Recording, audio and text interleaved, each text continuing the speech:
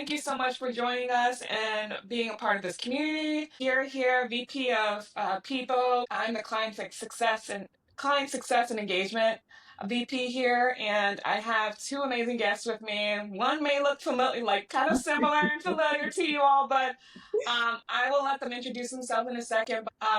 For those who are just joining us and who's just been a part of this community, this is the Roundtable with Peadbo, and Peadbo is a platform that supports and sustains authentic relationships within your professional and personal journey. And so, for more information, you can just look into our information via social media, LinkedIn, and just the various platforms. So I will actually let our guests go ahead and introduce themselves and share a little bit about themselves to the audience. And whoever wants to go first can go first.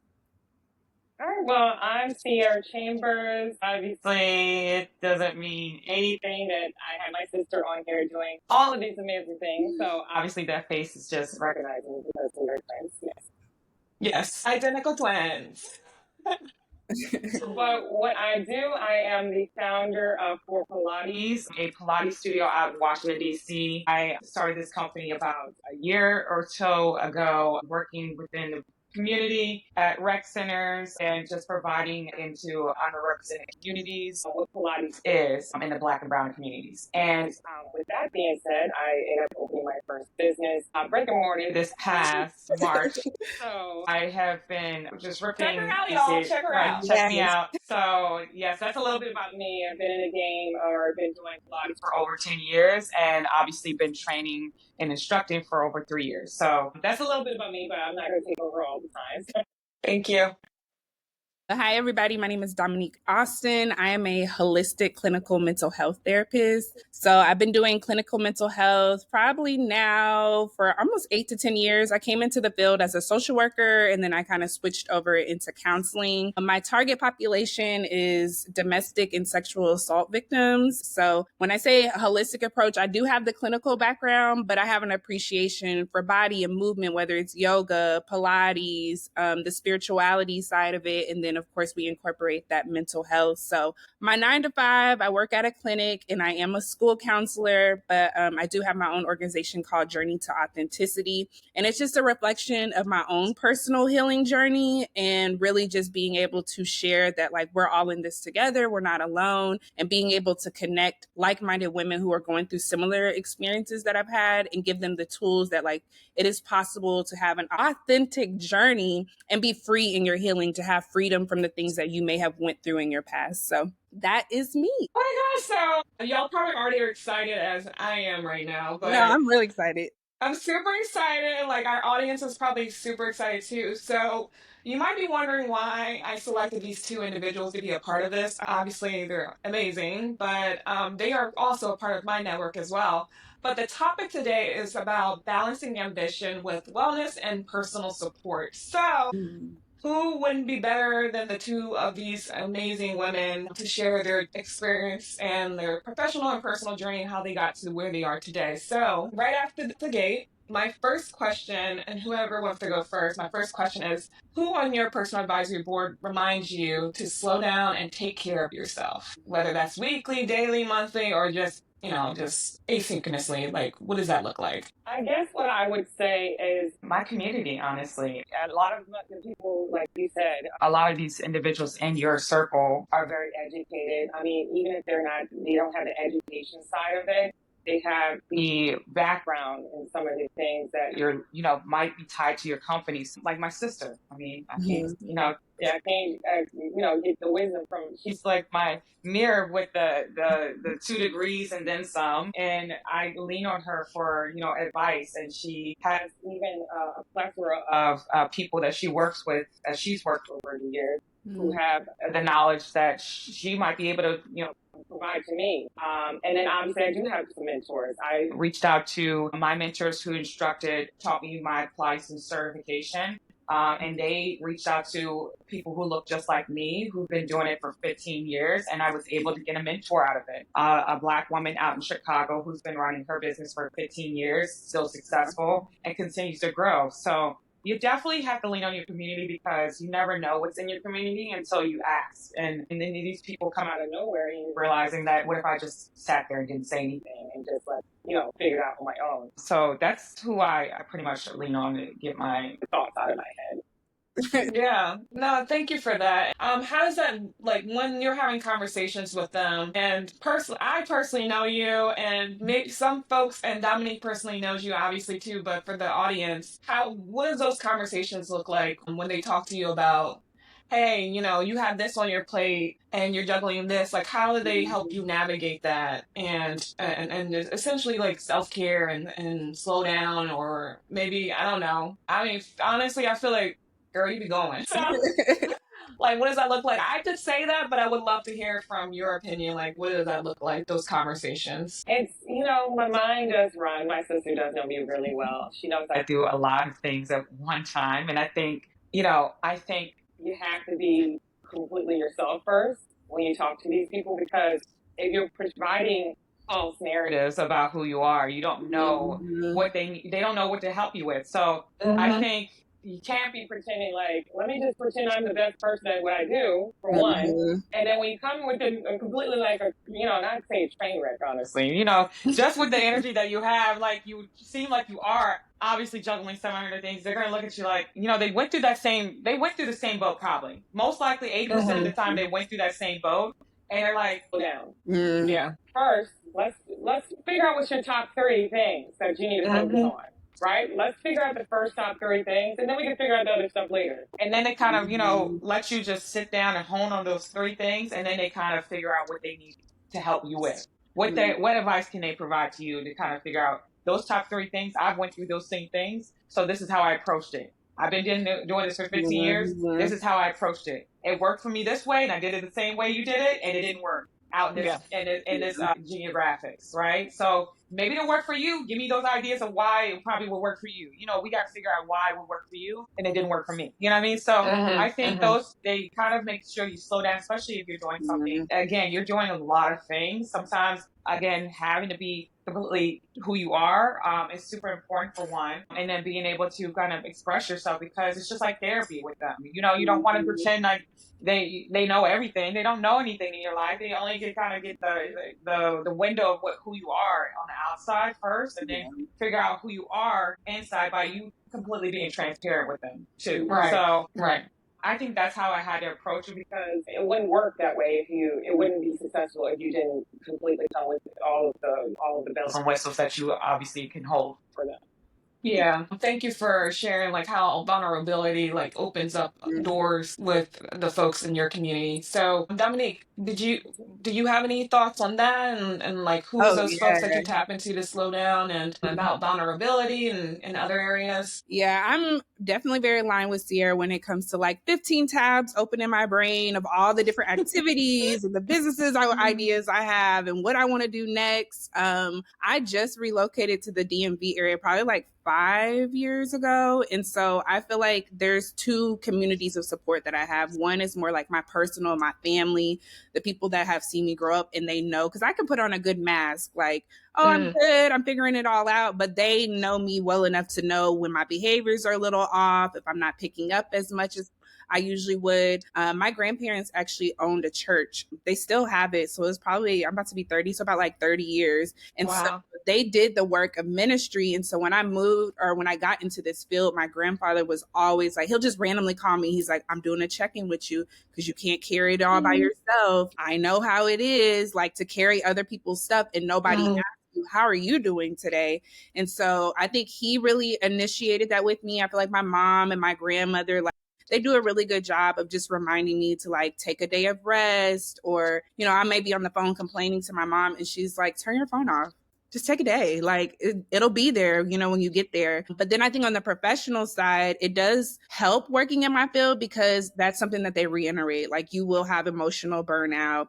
You have to find balance in your life. Like, you can't be everything to everyone and nothing to yourself. So having mentors, I think that that's very important. People that are in the position that I desire to be in, even like someone like Ceara, like she has her own business. She just opened her thing. So when I'm around her, I'm asking questions. Well, how you doing this, girl? How are you balancing this? But Right. that's also because I know that that's the direction I see myself going. And I want to see like, okay, what does it take to really build that foundation for Mm-hmm. myself, and being authentic, being vulnerable, being transparent with people that like, okay, maybe on social media it may appear this way, but what I'm really dealing with is that self-doubt or comparison and things like that, and having those open and honest conversations. I think it's very helpful. And I feel like within the past 4 to 5 years, I've really attracted like minded individuals around me who are willing to come to the table and be genuine about what their experiences are, share their resources. Right now. Yes, exactly. Like even how this all happened, but I think it started with me being honest with myself and me going through my authentic journey so I could Yeah. show up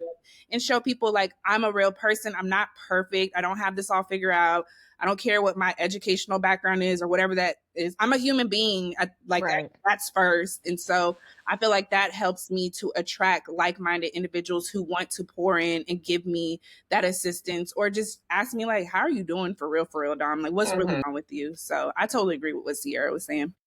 I love this. Oh, thank you so much for sharing both of your perspectives on that. So I'll go ahead to the next question. It's a two-part one, so let me know if you need me to just just share it again. But so what's the most impactful piece of self-care or boundary setting advice someone in your network has shared with you? And how do you personally ensure that your ambitions doesn't come at the expense of your mental health and emotional well-being? Honestly, Dom hit one of the notes of what I just learned from church, is that a day of rest.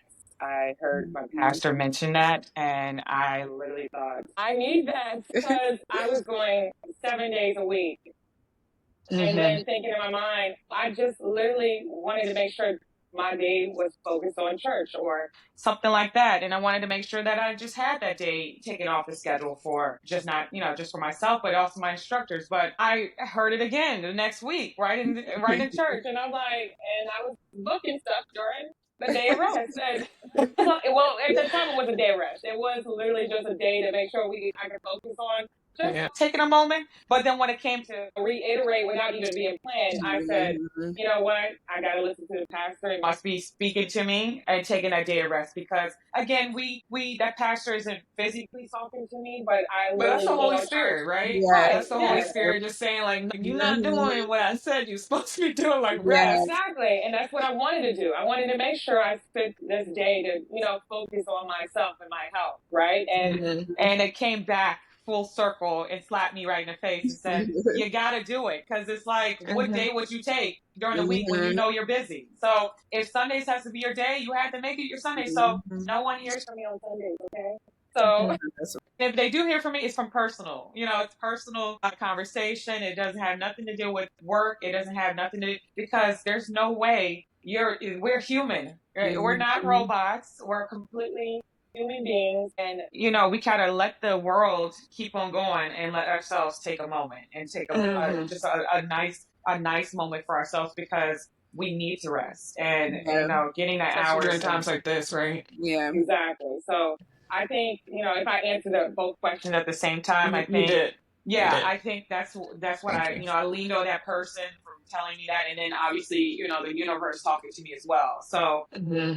I would have to say that's definitely important. Thank you for that, Yeah. Dominique. I think for me, like going back to my grandmother being like a heavy influence in my life, she still to this day gets up every day around 3 to 4 o'clock in the morning. Everybody in the Wow. family gets a text message. She's praying over each and every one of her grandkids. Mm-hmm. And so she's always been very intentional about like, did you pray this morning? Did you do your devotional time? And when I was younger, I'd be like, yeah, uh-huh. Or like I would go on trips and she'd be like, it doesn't matter where you're at, you always make sure you put your source first, which is God. And so I think now that I'm older and I have more responsibilities, I see what she means by that. So for me, it's important that before I do anything else, I start with myself every morning, whether it's going and do a physical activity, doing a devotional, doing yoga. It's going to be something that I do every morning. typically sometimes I am a little late to work because it's like I have to choose That has to happen. Yeah. my skin routine. I have to do my because if I don't, I see how I show up differently. I see how my temperament is a little bit shorter or how my patience isn't there for people. And then in my career, because of the things that they're teaching us as far as what we're supposed to do with our clients, it has taught me to use a planner. I have dry erase boards in my kitchen and I write out my schedule for the week, but it's also so that way my focus isn't on work things and other people. So I write down, okay, on Wednesday, I'm going to go to my Pilates class. On Sunday, that's going to be my day of rest. I do a massage every month for myself. Like I make sure that I put those things into my schedule because if I don't, I'll burn out. And it's like, what happened? Like, I just didn't make any time for myself. But that was trial and error because I definitely used to burn out. I'd be sick a lot. Just be last minute. I'm actually realizing like I haven't been taking care of myself. I haven't been pouring into myself. So I think the spiritual piece is definitely important, but also doing things to physically make sure I'm taking care of myself, taking my vitamins, like drinking some tea in the morning. It's just like those little small things. It really adds up for your overall well-being. Thank you for that because I feel like a lot of people think, oh my gosh, self-care, like it's so much that has to go into the self-care aspect. And it's like, no, it's just drinking some water. No, it's just go and walk out to the front, like outside for like 5 minutes and just breathe in some fresh air. Like, it's not that, it's like micro habits that you create to be able to pour into yourself. And then you also identify like, we need to recognize when we're feeling achy, when we're feeling sick, like it might be something associated with like how we're going about things in our lives, and we have to recognize our bodies are telling us something. So Yeah. thanks for sharing that. Thanks to you both for sharing that. So my last question for today is, if you could choose one person to be on your personal advisory board, this is a standing question I ask all my guests, who would that be? It doesn't matter if they're here or they're if they're dead or alive, just like who that person would be. I would choose you. That's sweet. I would choose my sister only because she's like my therapist. She's like my partner. She's like she's like everything in one. Honestly, the girl's educated. Okay, she knows her ins and outs about everything. I mean, I don't want to say everything, but I mean, she knows enough for me. She knows enough for me. And one thing about my sister, she knows me pretty well, and she can cut me quick with what you doing? It don't make me, like, it's just like, and I think about it too, and I'm like, look at her like this. And then I sit there for a second and I think about it and I'm like, she might be right. She might be right. I'll be sitting there for a week sometimes, just, go on with the question and keep on going. But I would definitely choose my sister because she has, I just know, like, I don't think she knows this, but I know that she has so many resources in her belt, from working from VCU education. She worked at career placement. She's always worked in a plethora of places where it required her to have to help people, And there's a difference between helping people like customers or helping people who really need help. From, foster kids to people of color who can't get, who don't know about, where they needed to go to college, to people of immigration. I mean, now into mentorship to help with people who are looking for resources. So for somebody who needs to know how to help people in a community, I'm definitely going to my sister. She's chosen a job for the money. She's chosen a job for the overall standpoint of what her moral compass is. And for somebody who's going into a business who's trying to help people, I mean, who else would I have asked than my sister? After 15 years of doing this and helping other people and making sure she just helps people feel creative, and she's always getting mentors under her. She gets mentees under her because they look at her as someone who is really educated and who knows what they're talking about, who's willing to help them. It's not like she's just gonna go and be like, let me give you 2 cents and then keep on going about the business. She wants to make sure that she is continuing to have that string of a relationship with somebody. So I definitely would say my sister. That's so sweet. Don't be having me over here. Right. Yeah, that was really sweet.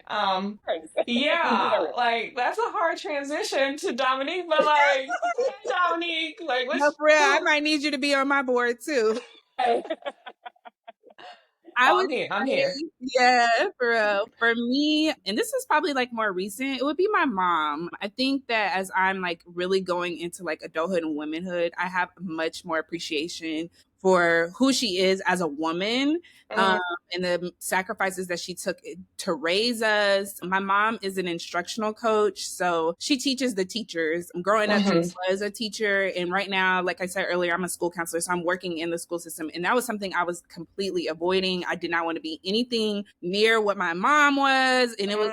But when God has a path for you, you can't run from that. And I think now I have a better understanding of who she is as a person. My mom has she has a way of talking to me to where I can receive things. She understands my personality. I can be sometimes like all over the place. I'm very like free thinking, big ideas. And I love that there's times where she'll just listen. She'll just let me go. And she knows that like, she just needs to vent right now. Like, it's just like she knows me. She could tell when I need her. So there will be times like she's already scheduled a flight to come out to DC. She lives in Texas. And I'm like, how did you know I was going to need you? It's like, and as soon as I see her, I just like break down in tears because it's like, I needed that maternal love. My parents got a divorce about 10 years ago. So my mom is also dating now. And so it's interesting for us to be able to have those type of conversations now that I definitely wouldn't have had that if she was still married. So that's been like really cool to just see her mindset and how she's able to pour into me and encourage me in my dating life. Her spiritual beliefs, just my mom has a very youthful spirit. So like she still is definitely locked in with God, but she also really iterates like live, dance, go out, travel. Like just to know her is to love her. And I would definitely say like I aspire to be the type of mother that she is. A lot of my friends look to her as like a maternal figure. And so I'm really grateful that God chose her for me. I think that so you're gonna have me crying. I know I'm getting a little teary-eyed thinking about it. Mother's Day, I was really like reflecting on it. I was like, you know, she was made specifically for me. I gave her a really hard time throughout my teens and probably even up into my early 20s. But like walking into womanhood, it's hard out here being a woman, a teenage mom, just all the different things, and for her to overcome. She got her her bachelor's degree, and I was in her stomach. Like the perseverance, the resilience, just all those things that now I can reflect on as a woman. I'm blessed to call her my mom. So she would definitely be like my number one person for sure. Wow, that was like a beautiful transition. Like that was so like I'm there with you. I'm just so there with you. And I agree. Like I feel like Ceara and I, our relationship with our mom is being, we're cultivating that too. And there's folks in your, like, you might have a network that was very different from like 2 years ago, from comparatively to now. You just need different folks for different seasons. And we talked about that a little bit in one of our previous roundtable sessions with our senior leadership. And so, yes, I'm there with you too. It's like you just never know like who's in your network that you never really recognized before, and then you realize like, wow, like you are like the gold star for me and guiding me like want to live my life. And so thank you for sharing that, Dominique, because that was so sweet. So thank you for sharing that. I could talk to y'all all day about how amazing you both are, and like your professional and personal journeys. And I feel like this was probably the sessions are getting even better and better and better. And so you just like fundamentally are like amazing women. And I'm so excited to see where life takes you both. But that's pretty much it for us today. But if there's folks who want to see them come back, just let us know. Yes. You know where to find us. Please like and subscribe our YouTube, as well as just following us on all the various different social media platforms. But thank you both for spending your Saturday with me today. And I will be in touch with you all soon. You all have a great one, and thanks for joining us.